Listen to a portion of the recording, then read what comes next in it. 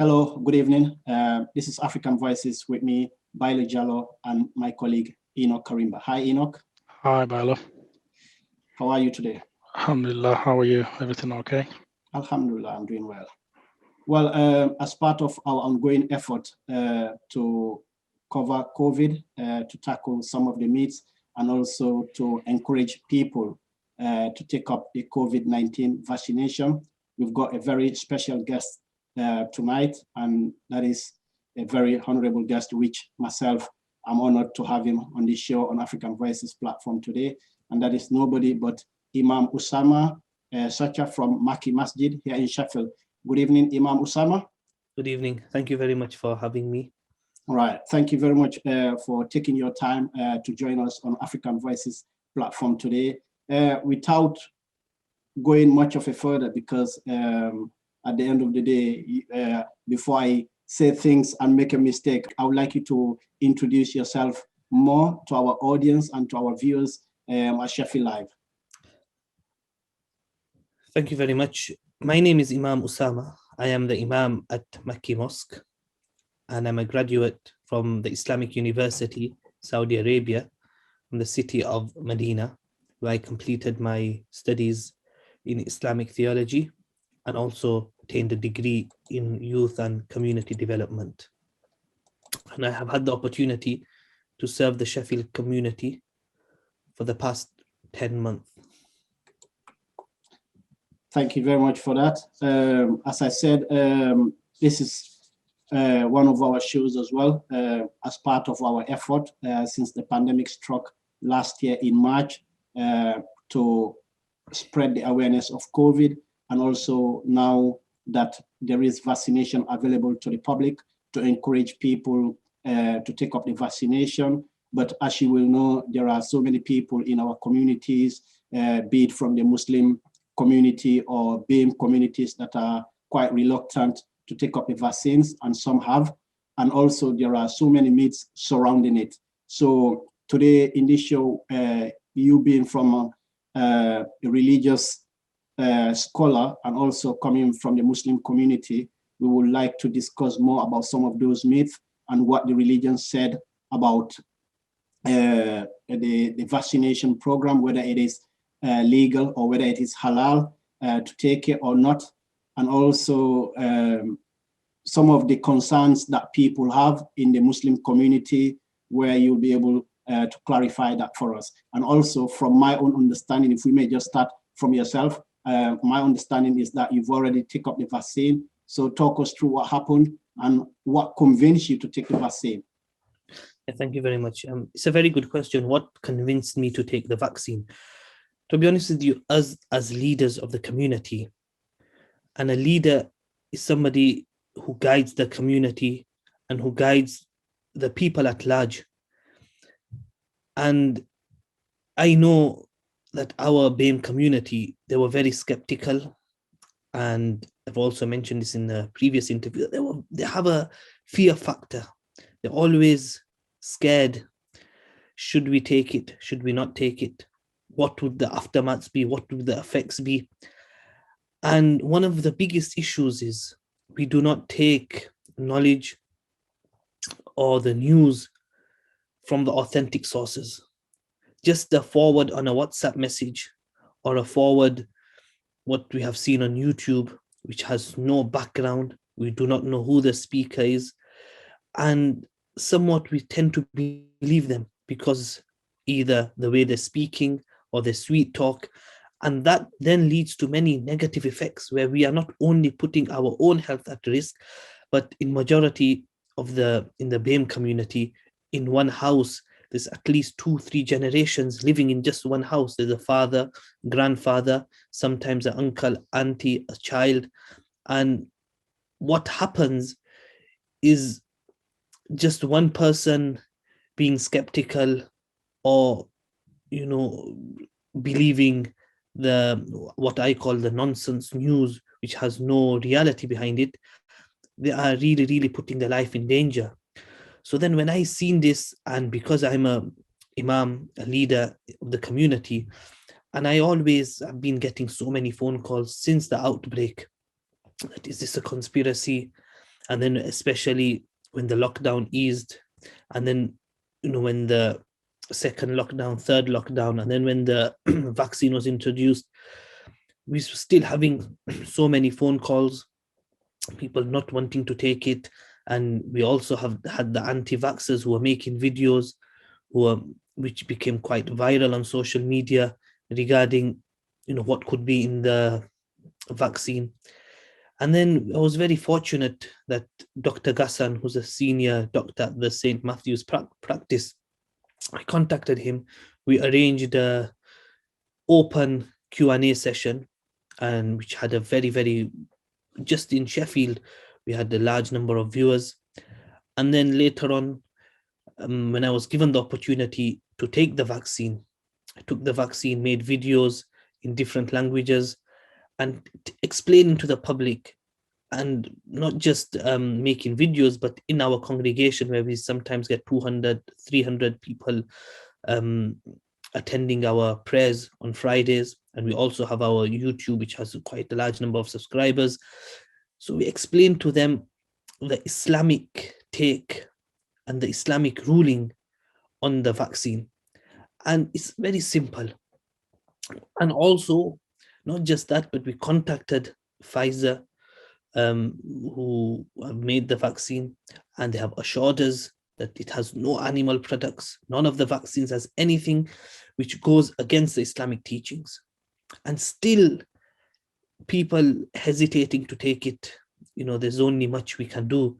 And this is why I really thank you for creating this awareness, especially AVP, what you are carrying out.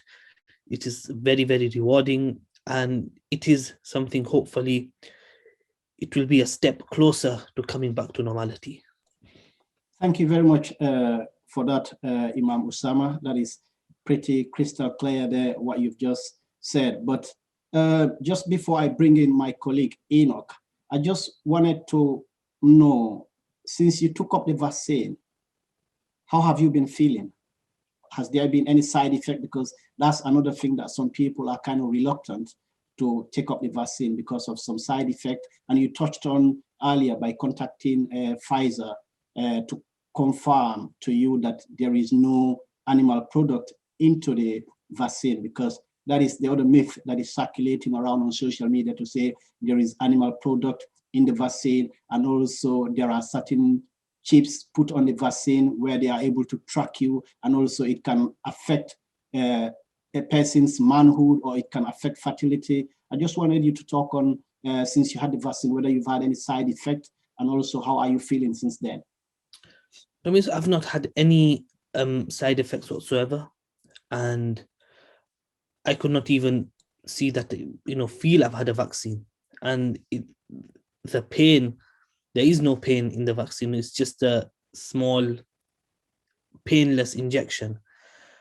And after I had the vaccine, nor did my hands hurt, nor did I feel any, nausea, headaches, or any of the side effects which have been mentioned, or which the anti-vaxxers, the myth which they are spreading. I personally did not feel anything. And also my colleagues from the Makki Mosque, who also took the vaccine, and my own family members. And when I spoke to them, even I was hesitating at first that, there may be side effects. What would the pain be? Because I'm only 24 years old. You still got a future ahead. There was nothing to be worried about. And I urge everybody that ignore the myth. Let's come to the truth. Take the vaccine. And us taking the vaccine, hopefully everything will be normal again, and we can start meeting our family members. We would be able to start, once everybody takes it and everybody are immune to it, then hopefully it will be very close to going back to normality. Enoch? Yeah, thank you so much, Imam Osama. It's very clearer and insightful, to understand that people like you within our communities have taken that strong stand. And also, you've been an example that other people might reflect and think, okay, if one of our leaders has had it, why not me? So we know very well that there is a history of mistrust, in the historical context of where our BAME communities are. There is that bit of not being able to trust the mainstream society. What are they telling us? Is this for the best interest of ourselves, or is it, are they trying to target us? We know COVID-19 has disproportionately affected people from the BAME background. But what all these myths that are going around and people stopping each other from having this vaccine, there is still a long way to go. It's only just started. And those anti-vaxxers or people who are against this are still around that, with their rhetoric. What is it that, have you come up with, or what message, from yourself as a leader? What unique message are you giving out to the community, or people that come to the masjid, or people and families that are still resistant, communities that still anti-vaccine? Is there any special message that you've kind of like come up, or based on the evidence which is available at the moment, that actually having this vaccine is best for all of us as a community? Yeah. So in terms of advice, what I have been advising and what I have been encouraging my community is, first thing I make clear that the doctor's job is to advise on medicine. The Imam's job is to advise on the ingredients of the medicine which have been provided by the doctors. And also our Prophet, peace and blessings be upon him, he was a guide to humanity and he was a mercy to mankind. He has mentioned, it's an authentic narration of his, that where God sends down illness, he also sends down the cure. So it's upon us to look and to search for the cure. And this cure is in the form of a vaccine. And also in the Quran, Allah mentions that saving one person's life is like saving humanity. And taking one person's life is like you are taking away the humanity. So based on these two verses and these two narrations, it's very important that we search for the cure. And this is in the form of a vaccine. All the scholars, all the known sound scholars, Islamic scholars in the UK and abroad are all unanimous in taking the vaccine and in there being no harm. And those who are advising against the vaccine, they are not from the mainstream scholars. They do not represent Islam. So that's a very important point to understand. And one other thing which we also mentioned is you have accepted me as a leader of the community. So you should also place your trust that what I am saying is the truth. Yeah. Yeah, absolutely, and I couldn't agree with you on that one. There's also the narrative that the vaccine has some haram content in there, and this has been disputed, by many people, even some scientists around. So, Enoch, for the benefit of those who don't understand, what does haram halal mean? Can you just explain what it means? Haram is anything forbidden. For people who identify as Muslims, haram is that which that's been forbidden to eat, even to do. Halal is something which is permissible. But in the context of this vaccine, there's been narratives that this vaccine contains some amount of alcohol, and alcohol is haram or is forbidden, to Muslims to consume. So this has been disputed. Other scientists have been saying, there's only been a tiny percentage, as 0.1. So as tiny as that, and some others will be disputing as well that, again, even though it's tiny, it's still not permissible. Has there been anything that's crossed you in the form of people approaching you, asking you along those lines of whether this vaccine contains any alcohol in it or not? So one very important point to understand here is, in terms of medication, Islam has compromised that right now, COVID-19, it's a global pandemic. Everybody is affected. Nobody, not a single country or a city, have not been affected with the COVID-19, with the COVID vaccine.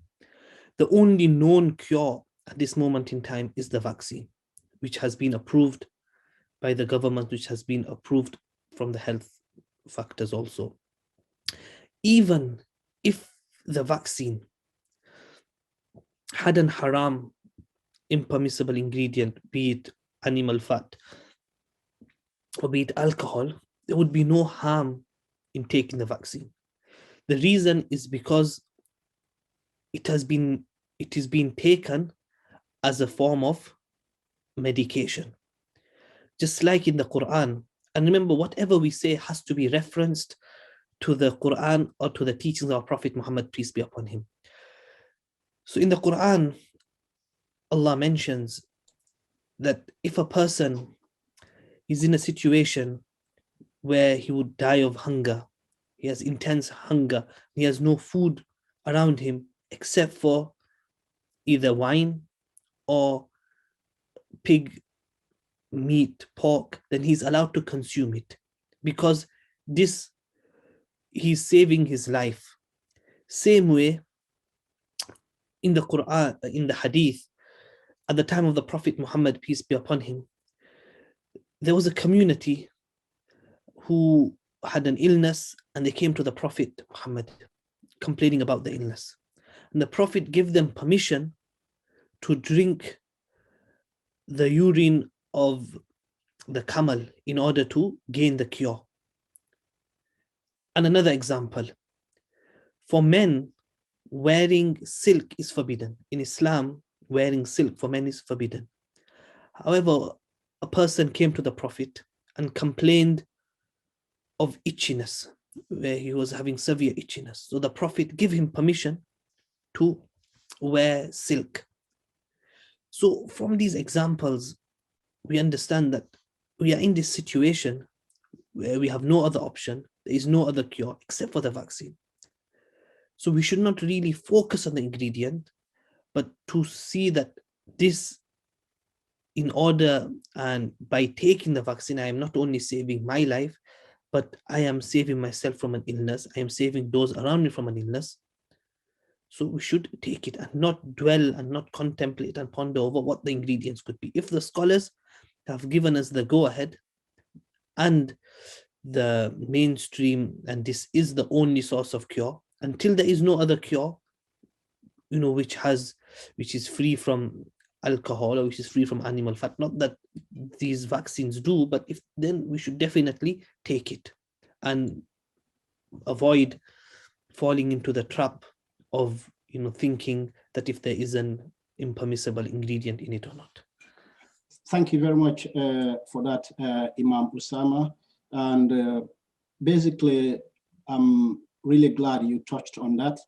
But just before I go to the next question, or to continue with that, I just wanted to clarify what the Quran means and what the Hadith, for the benefit of those who are non-Muslims who don't know the difference. The Quran is the holy book that the Muslims follow or seek guidance on, whereas the Hadith is the teachings of the Prophet, the do's and don'ts in terms of the Muslim community. But whilst we are still on this topic, I just wanted you to talk about a little bit, because you mentioned earlier about the importance of saving life, and you quoted about when a person saves one life, it's though as if you've saved the entire humanity, and when you kill one life, it's though as if you've killed the whole of humanity. And that is very, very important in the Muslim religion or in the Islamic religion. So I just wanted you to talk about a little bit, what does the Islamic religion say when a pandemic struck? How should one behave? Because right now, in terms of, you talked about people who are reluctant or people who are still hesitant about taking up the vaccines, and those petty minority people who are out there trying to say things to discourage people from taking up the vaccine by creating some myths and circulating on social media. I just want you to talk about a little bit, what does the Islamic religion say when a pandemic like this struck? How do people need to behave, and what should people do, and how should they follow the authorities or those in power who are who knows, or who are kind of given the power and the authority to talk to people? So Islam has emphasized as being one. Unity in Islam has been emphasized a lot. And that is why the Prophet Muhammad, peace be upon him, on various occasions, he has emphasized and encouraged the Muslims to stick with the mainstream. Man shadda shadda fin nar. This is the narration of our Prophet sallallahu alaihi wasallam, peace and blessings be upon him, that whoever becomes independent, then it is as if he is making his abode in fire. So it's very important as Muslims to stay with the mainstream, and also who you take your knowledge from. This is again very, very important. And because I am a scholar, so what I would speak would be from our mainstream books, from either the Quran or from the teachings of our Prophet Muhammad. So there is a narration that this knowledge is religion. So be careful who you take your religion from. And again, a point which you mentioned, that how should Muslims behave in pandemic? So us as being citizens of United Kingdom, it's very important that we abide by the law of the country. And in doing so, not only are we fulfilling our religious duty or our duty to the country, but we are also saving ourselves. And in doing so, we would not have to worry, and there will be an assurance of our safety. But in going against the mainstream, following your own way, your own path, number one is, in Islamic point of view, you'll be sinful. And another is, you are making people are putting their life on the forefront. There are, doctors, especially the key workers, who we cannot forget their endeavors and what they are doing for the community. And in us not being careful, being clumsy, being very picky, and not taking our knowledge from the right and the true people, we are making their life even harder. And we are, it will become more and more problematic. So it's very important, us as a community, we stay one, we stay together. And I would like to quote a narration, a beautiful narration of the Prophet Muhammad, which has come to my mind, that he says, مَثَلُ الْمُؤْمِنِينَ, that the examples of the believers, فِي تَوَادِّهِمْ وَتَرَاحُمِهِمْ وَتَعَاطُفِهِمْ, in showing love, in showing compassion, in showing emotions, is like a body. That when one part of the body feels the pain, is affected, then the whole body will feel the pain. Same way, a pain of one person is the pain of all of us. So in order to protect and save ourselves, we need to listen to the authority, and we need to put our trust on the authority and on the leaders of the community. And if we are ever in a situation hesitant, doubtful, then we should go back to them and not search for answers on the internet. Thank you very much for that. I'm really happy you spoke quite eloquently on that. I just wanted us to move a little bit away from the religious perspective now, for us to come a bit further into the community perspective in general, because we know that the BAME communities include some people who are non-Muslims. And in terms of what we are talking about here, it's not only been among the Muslim community. What those myths that we are talking about have also been circulated in other faiths like the Christian community and other people who don't believe in any religion. So as someone from an Asian ethnic minority background living here in Sheffield, we've seen recently, back in last month, according to the NHS, 91% of those people who have taken up the vaccine so far were white, and only about 7.8% of the BAME population have taken up the vaccine, despite us being affected disproportionately by COVID-19, and despite us being one of those people that are very, very vulnerable to COVID-19, be it in terms of our jobs, because most people work in low-paid jobs, and most people work in jobs that are very, very vulnerable to COVID-19, be it some that are taxi drivers, and also in the transport industry in general, and people working as nurses, you name them. So how vital is this to make sure your message or the messages of these authorities go out to the BAME community so that people can take up the vaccines when they are invited to do so? Because we've seen COVID-19 is still out there despite the vaccine. Yes, infection rates are going down, but we've seen the government has stressed that people should still follow the rules and abide by the restrictions. I think it's another very important point you've mentioned.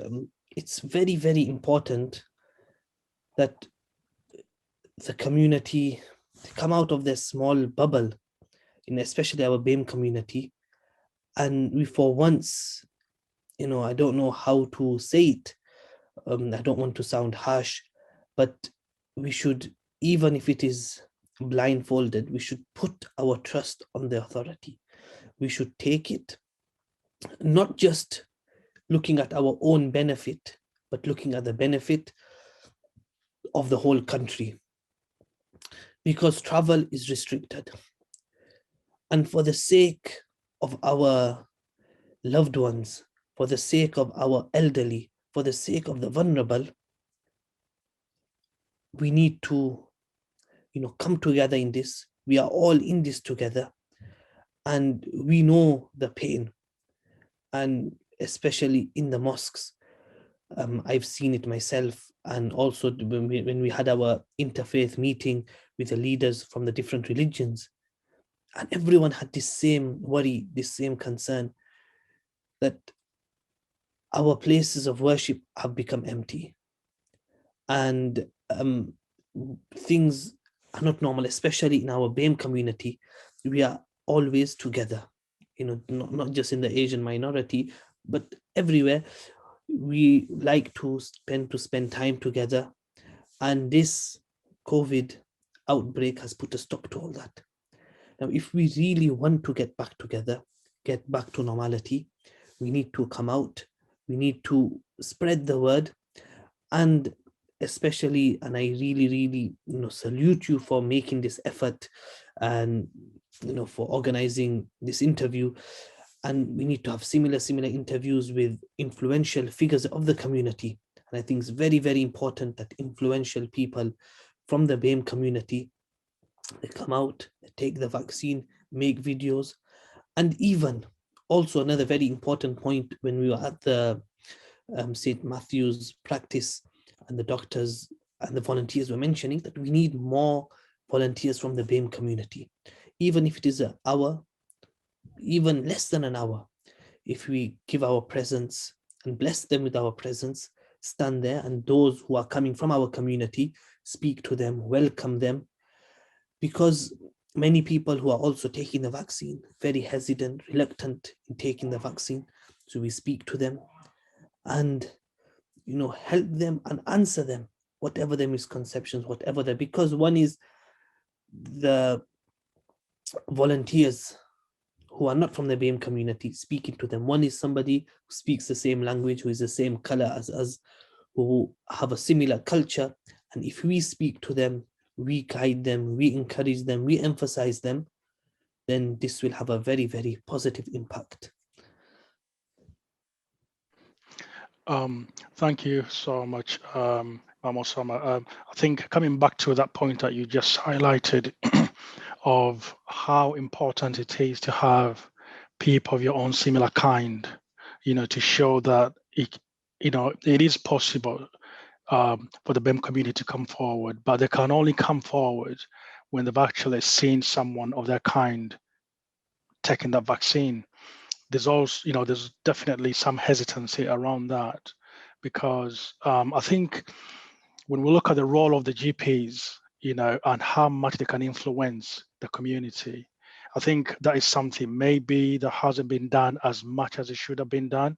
But also looking at the community leaders and the people within the frontline services, such as the NHS, if there are some doctors and nurses and people that can be influential to their own people, I think that's another way of saying, I'm going to have that vaccine, so you should, because I won't have any issues. For example, you gave us your example, you had your vaccine and people still see you, you've not had any side effects. You're still acting in your community, you're still, active and everything. So my question is around communication, really. How effective has the communication within our communities has been in terms of sensitizing and bringing these influential people forward, to basically play a big role within the community? Because end of the day, if you find an elderly Asian or Black woman in their households, they don't have anyone to look up to. They do, all they've had is from their grandchildren or their children that's dangerous. So it's kind of like it's a generational issue whereby the elders might not even have it. They'll refuse because a son or daughter has refused them to have it, or a grandson or granddaughter has refused them to have it. How effective can this communication be implemented all the way across to our elderly generation so that they can come forward? Yes, so communication is the key, and especially getting through to the elderly. And because as we see that elderly, one is the age factor and one is the mentality, and I'm sure it's the same in the Asian and the BAME community, is that when they have one mindset, they will stick to that. We have many, when it comes to the flu jab, hesitant, they won't take the flu jab. When it comes to these type of precautionary measures, they will say, what's the need? There'll be more harm than benefit. So, and another thing is the elderly, they're not very tech experts in computers. They won't be watching our videos on YouTube, and they won't be attending the places of worship. They'll be indoors, and whatever information they get would either be from their friends or family. So we took this initiative at the mosque, and so next Thursday at the Makki Mosque, we will be having it will be a vaccine hub for the day, where people from the community over the age of 75, or if they're in the vulnerable, they would be able to come and take the vaccine at the mosque.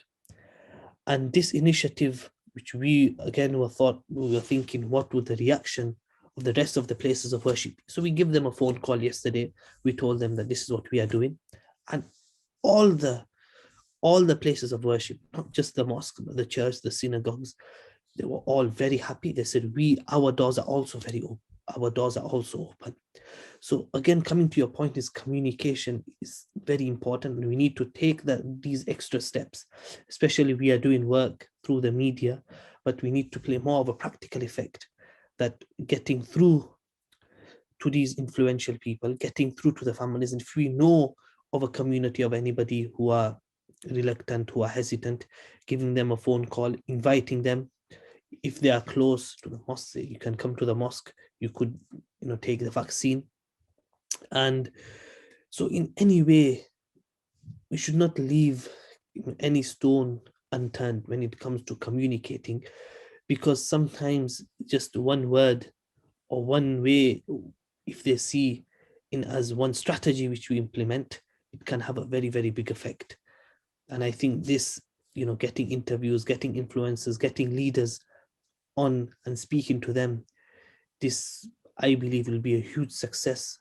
And also when we were contacted by the other media platforms, mainstream media platforms, the response we got was, unbelievable.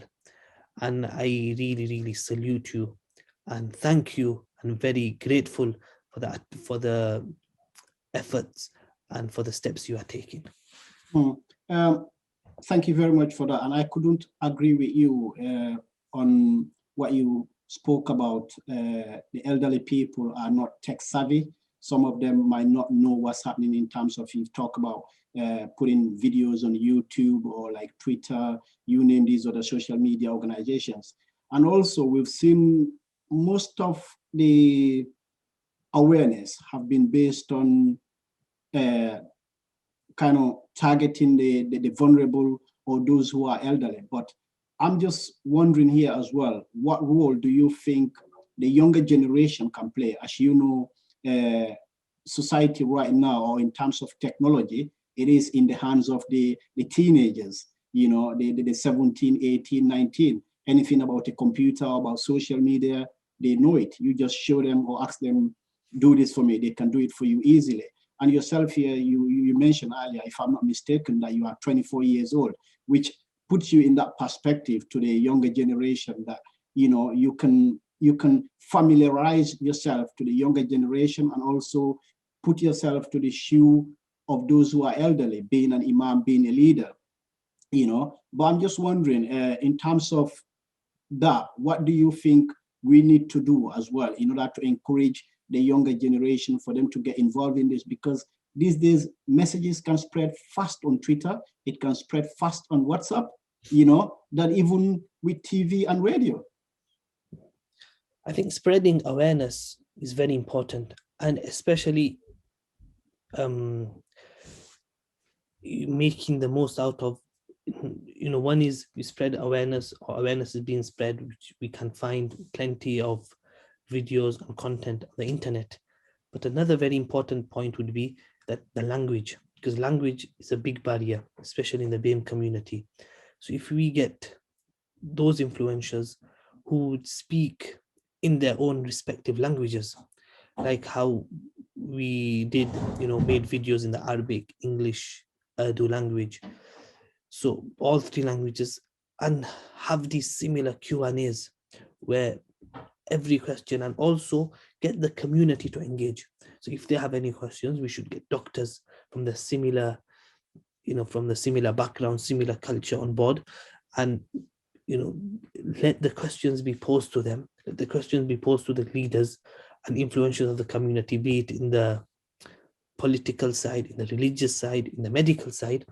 And I think this will be a huge success, and it has been a huge success. This, I know when we were speaking to the doctor just yesterday, when he visited us at the mosque, and he was mentioning that since these videos are being made, since getting community leaders on board, we have seen an increase in the interest of those wanting to take the vaccine, and people are putting themselves forward.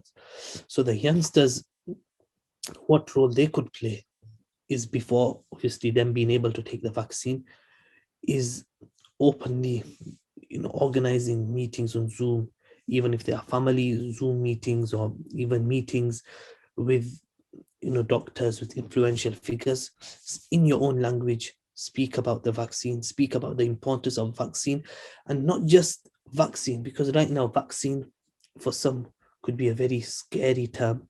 Speak about the importance of saving lives, the importance of, coming back to normality, importance of family, importance of unity, importance of being one, and importance of, seeking cure. Thank you very much for that. We've got about less than 5 minutes before the end of the show, but I wanted just a quick one before we go on to our final question on the show tonight. I was just wondering, what would be your message today to the local authority here in Sheffield? And how would you want for the authority to work together with BAME communities or religious leaders or community leaders? And secondly, also in terms of what you have in at your side in terms of having your masjid or mosque as a vaccination hub, what time? And is anybody that is eligible for vaccination, can they attend? Yes, they can attend. I will just pull the... So it's on the COVID-19, the vaccine hub at the Makki Mosque. It will be on Thursday, the 11th of March, between 1:30 p.m. to 4 p.m. So if you are from the BAME community or you are in an eligible group and registered with a GP, then you could just, it's a walk-in vaccination, no appointment needed. Just it's a strictly first come, first served basis.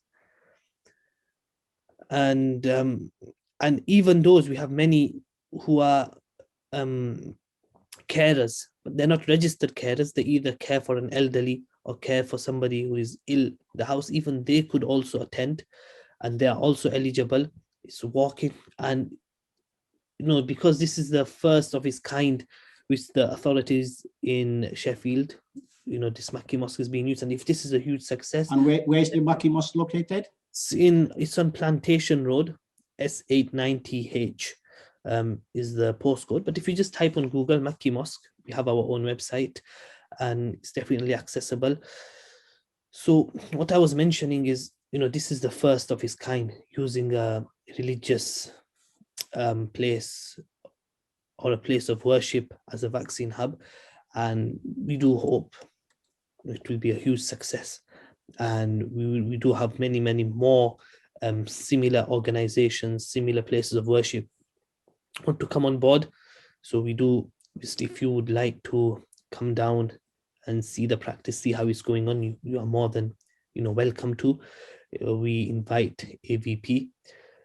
Definitely do come down and see how it is, and hopefully this could be a source of encouragement for others in the BAME community to take the vaccine. Enoch, a final word from you before we end the show? I can't, thank you enough, Imam Osama. I think it's been very, very important that a person like you, you spared your time to come here to give this message and to be an influential figure within the community.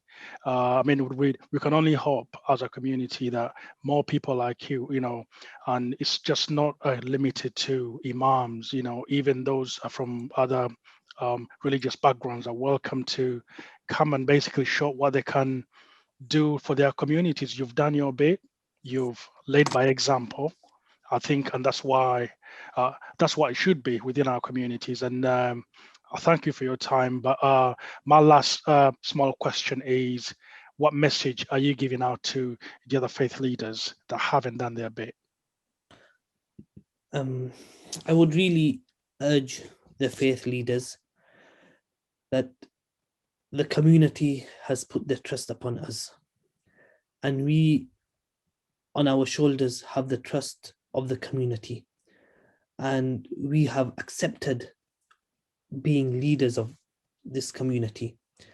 So it's upon us, is extremely important, necessary, compulsory upon us that we speak about this issue, and in our sermons, in our congregation, even if that is sparing a few hours of the day, making phone calls to the elderly, to those who are registered in our practice, in our mosque, in our community, who fall in the vulnerable category, or who we know, or we should also ask around that, do you know anybody who still has misconceptions, who are still hesitant in taking the vaccine? Give us their contact details and contact them personally, because when a person gets the phone call, he receives a phone call from the leader himself, even though we know the leaders are doing so much, they have very little time. But I think even the organizations, the trustees, the committees, they should also pressure the community leaders in emphasizing the leaders, in informing the people at large the community, especially the vulnerable, in taking the vaccine. And if this little we do, and which will be a huge favor upon the authorities, upon the community, and upon the country at large, and in going towards normality one more time. Well, once again, thank you very much, Imam Osama, for joining us on tonight's show. We appreciate all that you've said here tonight.